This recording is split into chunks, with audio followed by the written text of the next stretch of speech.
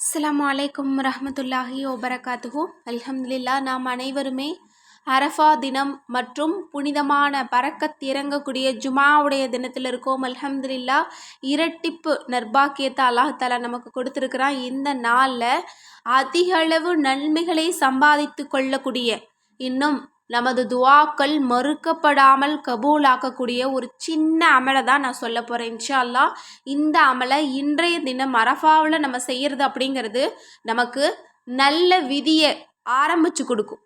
இன்னும் 400 ஹஜ் செய்த நன்மையும் நமக்கு கிடைக்கும் இன்ஷா அல்லாஹ்.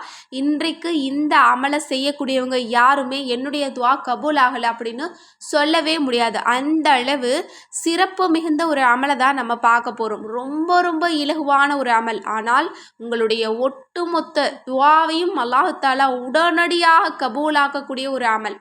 இதை பற்றிய ஹதீஸ்களை நம்ம பார்க்கலாம்.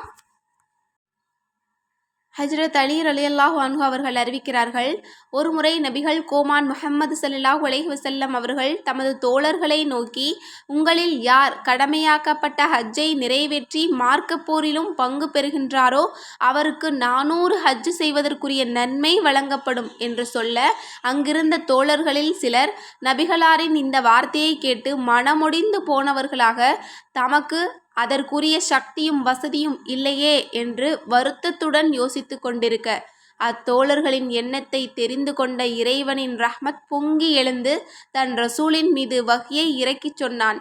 ஓ ஹபீபே, உம்மீது யார் ஸலவாத்து சொல்கிறாரோ அவர் 400 ஹஜ் செய்த நன்மையையும் பெறுவார் என்று கூறினான். அல்ஹம்துலில்லாஹ், இன்றைய தினம் நமக்கு மிக முக்கியமான தினம், அதாவது அரஃபா தினம் மற்றும் ஜுமாவுடைய தினம். இந்த நாளில் நம்ம எல்லோருமே அதிகளவு ஸலவாத் ஓதக்கூடியவங்களாக நம்ம இருக்கணும். எப்படி நம்ம ஒரு முறை ஸலவாத் ஓதணும் அப்படின்னாலே 400 ஹஜ் செய்த நன்மை நமக்கு கிடைக்கும் அப்படின்னு அல்லாஹ் தஆலா சொல்லியிருக்கான். எனவே இந்த நாளை நம்ம எல்லோருமே பயன்படுத்திக்கணும்.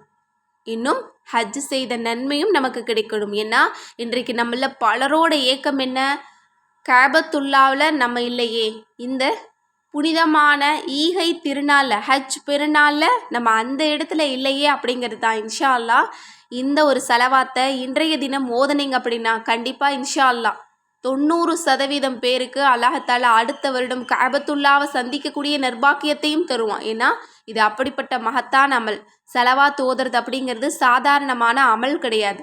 இதில் ஏராளமான ஸலவாத் இருக்குது, அதற்கு ஏராளமான பலன்களும் இருக்குது. அதில் இன்றைக்கு நான் சொல்லக்கூடிய ஒரு சின்ன ஸலவாத் அப்படிங்கிறது துவாக்களையும் கபூலாக்கும், ஹஜ் செய்த நன்மையும் கிடைக்கும், இன்னும் சதக்கா கொடுத்த அந்த நன்மையும் கிடைக்கும். ஒட்டுமொத்த அனைத்து தேவைகளையும் கபூலாக்கி தரக்கூடியது.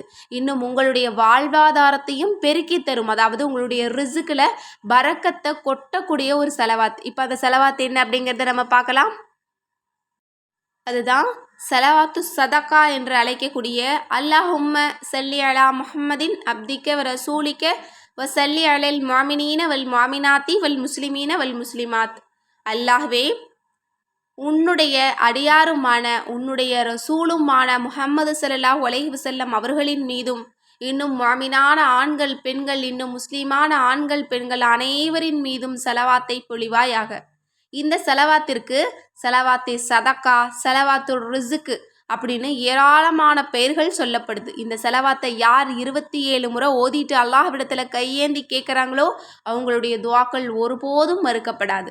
எனவே இன்ஷா அல்லாஹ் இன்றைய தினம் அரஃபா நாள் மற்றும் ஜுமாவுடைய நாள் சேர்ந்த இந்த திருநாளில் நீங்கள் இந்த ஒரு அற்புதமான ஸலவாத்தை நீங்கள் 27 முறை ஓதுறத மறக்காதீங்க. இது ரொம்ப சின்ன அமல் தான், ஆனால் இதற்கு ஏராளமான பலன்கள் நமக்கு கொடுக்கப்படுது. எனவே அத்தனை நியாமத்துக்களையும் அடைந்து கொள்ளணும் அப்படின்னா இந்த ஸலவாத்தை நம்ம இன்றைக்கு ஓதுறது தான் ரொம்ப பொருத்தமான ஒரு அமலாக இருக்கும்.